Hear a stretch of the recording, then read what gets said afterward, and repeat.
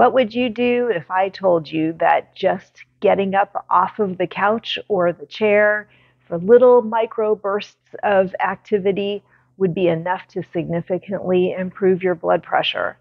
Well, it's something that can be done. There was a recent study that was done about this topic, and I'm going to tell you the results. Hi, this is Robin with SeniorSafetyAdvice.com. Tune into our channel for tips and hints for seniors and caregivers about aging in place safely. So there was a study that was just published in March of 2024. It's a recent study published in the JAMA Journal of the American Medical Association, the JAMA Network Open. It was a randomized trial, and it found that simply by reducing your sitting time by 30 minutes every day, it helped seniors lower their blood pressure. It's all they had to do. You weren't doing any exercise or anything like that. You simply were reducing your sitting time. The study was conducted by the Kaiser Permanente, read my notes, Kaiser Permanente Washington Health Research Institute. And it was actually called the HART study, H-A-R-T. It's an acronym for Healthy Aging Resources to Thrive. The study used 283 participants who all were aged 60 to 89 and who all had a body BMI of 30 to 50. They took these 283 people and they divided them into two groups. One group was the control group. They received nothing except for health education during the 6 months of the trial. The other group was the group that did the intervention. So the intervention group, they received a tabletop standing desk. They received a wrist-worn tracker like this. This is a Fitbit, something like that that would be able to track their activity, their heart rate, that kind of thing. Personalized goals that the participants had to come up with in order for them to reduce their sit times. And the last thing that they got was 10 health coaching sessions. Now, these sessions were not at all tailored to reducing your sit time or anything like that.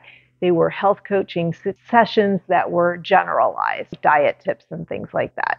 So at the end of 6 months, the results of the study found that the people who had been in the intervention group, the ones who had focused on reducing their sit time and had gotten the stand-up desk and that kind of thing, they had actually reduced their sitting time during the day, an average of 31.85 minutes per day. Now keep in mind, they did not do this in 30-minute chunks. It wasn't like you would normally, watch TV, but they stood for a half an hour instead of sitting. They just did these in little microbursts, little short things. The result of them decreasing their sitting time by that amount, the 31.85 minutes, was that they had an average drop in blood pressure as a whole of the systolic number. So when you have a blood pressure like 120/80, your top number is the systolic one. They had an overall drop of 3.48 millimeters of mercury, which is how they measure the blood pressure. So that is actually considered statistically significant. So while you may not think that that's a huge improvement, you have to understand that if you were to start doing aerobic exercise and work on a routine where you were doing that several times a week, average, you would probably decrease your systolic number, the top number again, by about 4 points. So 3.48 points is very comparable. Also, if you're somebody who has high blood pressure, you're probably familiar with the DASH diet, which is used to help reduce hypertension.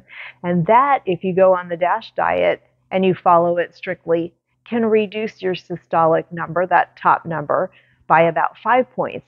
So simply just getting up and reducing the sitting time, doing nothing else, which took hardly any effort, that reduced it almost as much as aerobic exercise or the DASH diet. So it was a pretty good conclusion. So now that I have you intrigued, I'm hoping that maybe you're going to consider getting up off the couch or off the chair, out of the recliner or whatever, reducing your sitting time every day so that you can help your own blood pressure. Even if you don't have high blood pressure, reducing your sitting time is supposed to be so much more healthy for you. You know, they're talking about now that sitting is the new smoking. And I know for myself, I'm guilty of sitting a lot and I need to be getting up more. I'm always working on articles for our website or doing something like that. And so I tend to sit more. So what I have done is I have set an alarm on my Fitbit and it vibrates on my wrist every hour to tell me to get up. So I've come up with 14 ways that you can do something just, again, 1 minute, 2 minutes, 3 minutes at a pop. And that these ways will help you to reduce your sitting time during the day. So first item on the list is set a timer, which is what we were talking about. Set a timer on your watch, set a timer on your phone, set a timer on your computer. Look at the clock and think, oh, I have to get up for 2 minutes every hour. You could do something like that. Just set some type of a timer either in your mind or on a device to help you remind you to get up. Item number 2 is if you work at a computer like I do, get yourself a standing desk. Now, that is just a device that sits up on top of the tabletop, and you put your computer monitor and all that on top of it, and then you can raise it up and down as you get up or you sit. So it just helps you to change the position so that you're not, hunched over like that if you're working on the computer. Item number 3, stand up during activities, like if you're talking on the phone.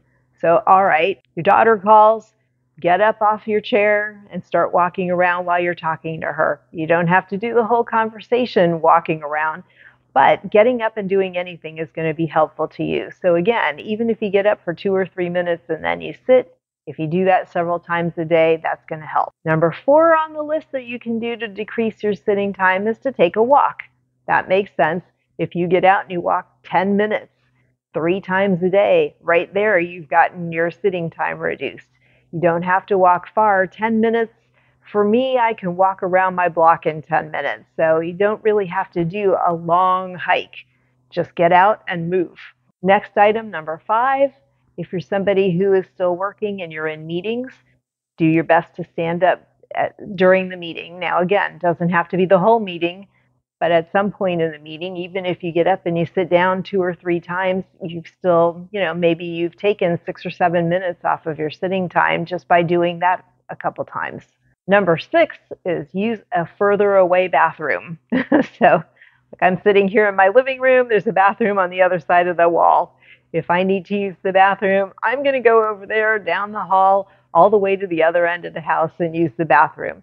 Sounds silly, but you know what? If it takes me a minute, 30 seconds to walk there and 30 seconds to walk back, if I do that 3 or 4 times a day, I've added up some time. So further away you go, the better for you.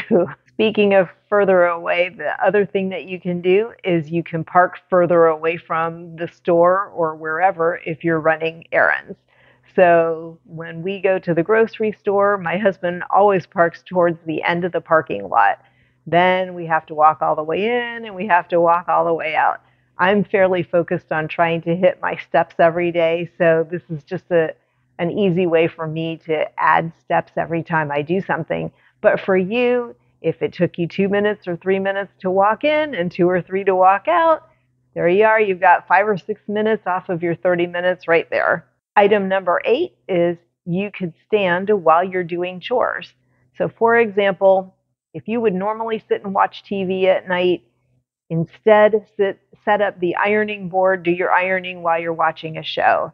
I tend to stand most of the time when I'm cooking. Even if I could sit down, I stand the whole time because it just helps give me more steps. I walk back and forth and walk around my island, but you could do something like that. Number 9 is take the stairs.